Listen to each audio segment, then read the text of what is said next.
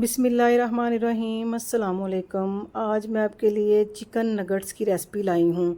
बहुत ही मज़े के ये घर पर तैयार हो सकते हैं और बिल्कुल खाने में आपको ऐसे लगेगा जैसे हम बाज़ार के हैं या KNS के इस्तेमाल कर रहे हैं।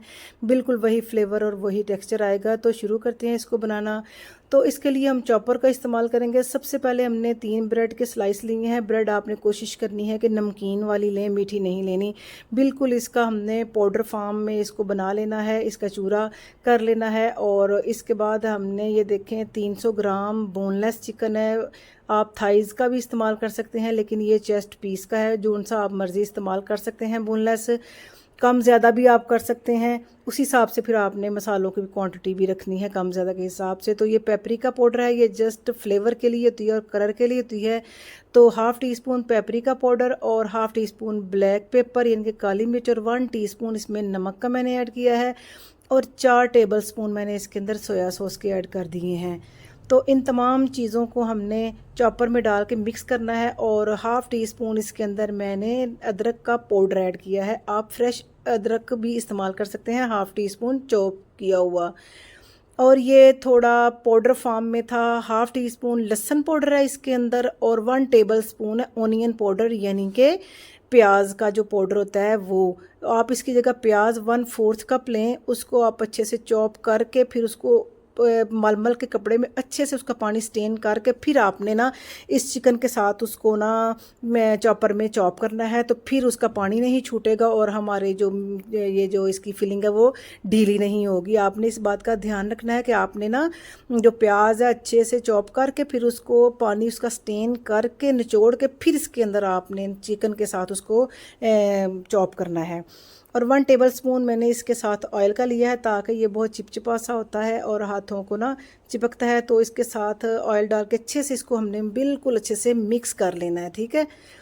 तो अब हम इसको बना लेते हैं। इसका जो साइज़ हमने बनाना है, इसका जो शेप बनानी है, इसके लिए मैंने 1 कप लिया है ब्रेड क्रम्स का। 2 अंडे लिए हैं, आप 1 अंडा इस्तेमाल करें तो सही है। ये मैंने थोड़ा ज़्यादा ही ले लिया था, बच गया था।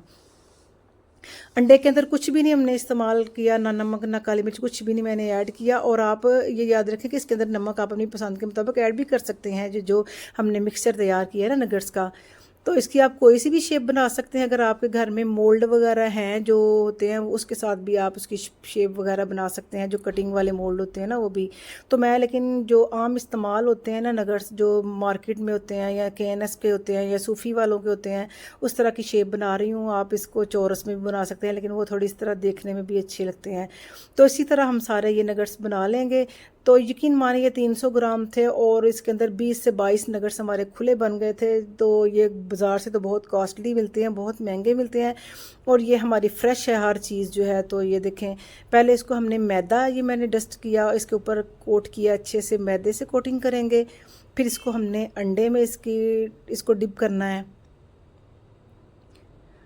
और अंडे को आपने अच्छे से बीट करना है ताकि उसके ऊपर कोटिंग जो है वो अच्छे से आए। और ये ब्रेड क्रम्स है, आप होममेड भी ब्रेड क्रम्स बना सकते हैं, लेकिन ये मार्केट वाले हैं।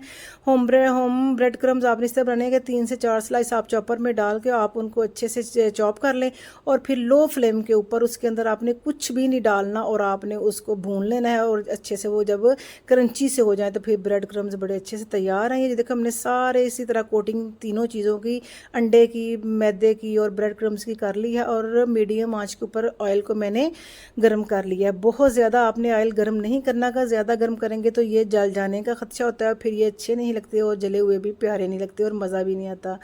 तो आपने ये रेसिपी 2 से 3 मिनट में बन जाती है, लेकिन क्योंकि ये हमने वीडियो भी साथ बनानी होती है इसलिए थोड़ी सी लंबी हो जाती है। बहुत जल्द और बहुत आसान ये रेसिपी है, बहुत ही मज़े की। आप ज़रूर इस रेसिपी को बनाइएगा और बच्चों के लंच बॉक्स में दें या घर में वगैरह में कोई पार्टी कोई फंक्शन हो तो आप भी इस्तेमाल ये बनाएं। तो यकीन माने कोई भी जज नहीं कर सकेगा कि ये आपने घर में बनाए हैं या आपने बाज़ार से मंगवाए हैं।